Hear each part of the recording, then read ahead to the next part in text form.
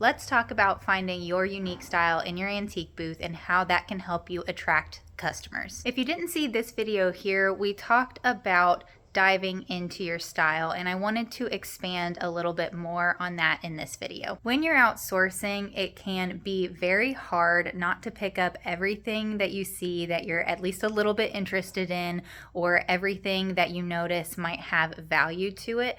But I feel that sometimes as a vendor that can really hurt you when you're trying to attract customers who return to your space over and over again. Niching down into a specific way of selling or a specific style can be something you can do to combat this as a vendor, including being able to source more effectively as a vendor and only pulling in items that you know your customer base will be attracted to, by really getting a loyal customer base who recognizes that you are an expert in whatever field or style that you're selling in. And it also allows you to be able to market over social media or whatever streams more effectively, because you can use keywords about your specific style or way of selling that connects you to your customer base. So what I'd like to do is walk around Grit and Grace and show you specific ways that people sell their items and how they curate their styles in a way that continually attracts customers to their shop. One way to niche down would be focusing on a specific collectible or category of collectibles. So you might see Mikey's Toy Box here specializes in vintage toys, and they have a customer base that continues to come back to them over and over again for vintage toys, comic books, and sometimes even new toys.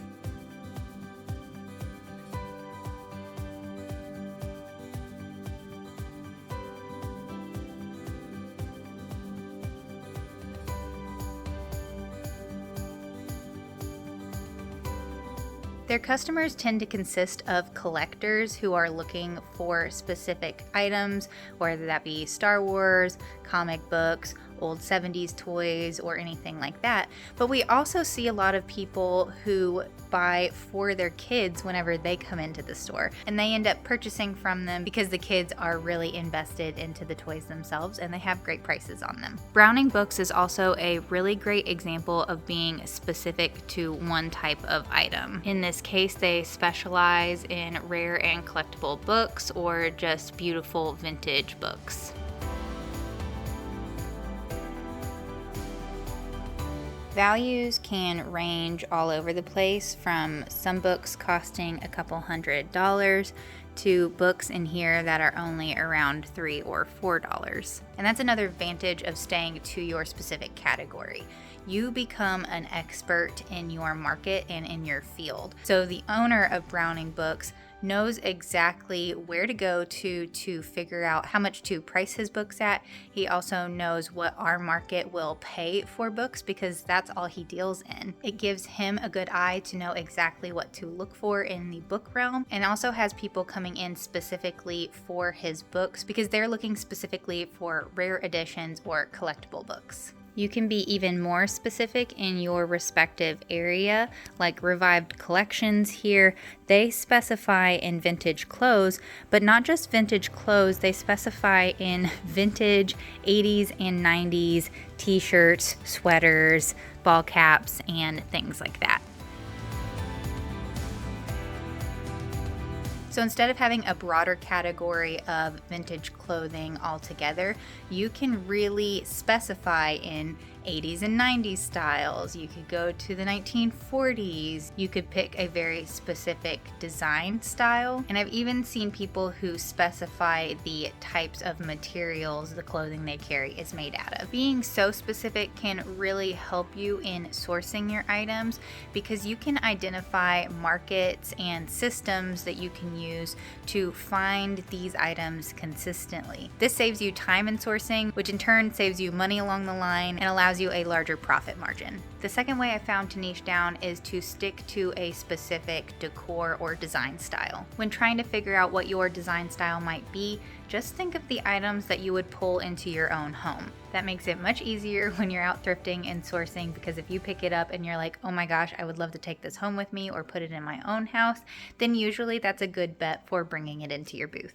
Now, this doesn't necessarily have to be the case because I've seen a lot of people whose home styles are very different from their booth styles, and they still do an excellent job, but they are still very consistent in the style that they bring into their booth. You could focus on an Americana style like Old Glory, who pulls in a lot of early American style pieces.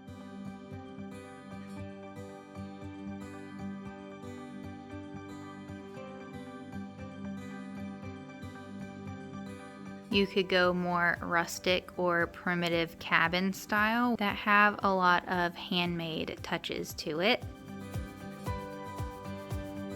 You could choose a very dark and ornate Victorian style like my sister. Bright, eclectic, modern farmhouse.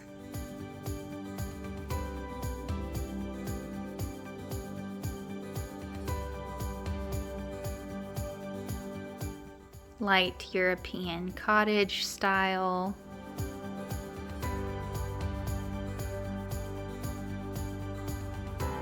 Fun and eclectic style.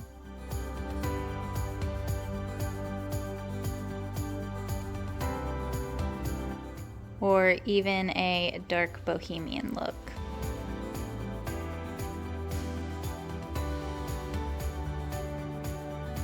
My favorite way of doing this is by combining styles so that you create something that is uniquely your own. The benefit in setting up your booth this way is that you can draw on a customer base who your style really speaks to. This can result in more engaged customers, people who choose to follow you on social media and keep up with what your business is doing. If you can differentiate your style from other vendors in your area or other competitors within the same antique mall, then you will have customers who choose to come back to you or the way you are displaying, styling, and selling your product. Categorizing and niching down also allows you to be more specific when it comes to advertising. If you can rely on certain keywords that your target audience relates to, you can specify Facebook ads, Instagram, any of the search engine optimization keywords to get your product out to people in your local area. Now, I don't think there's any wrong way to sell antiques. I have seen a lot of people who have a bunch of different things from all over the place included in their antique booth, and they still do well. But I think when you are able to niche down and really pick a specific category, it saves you a lot of time, it lets your customers connect with you, and it makes sourcing so much easier. Comment below your specific antique booth style, or if this video helped you figure out what your antique booth style might be, hit that like button, and I can't wait to see you tomorrow for our next video.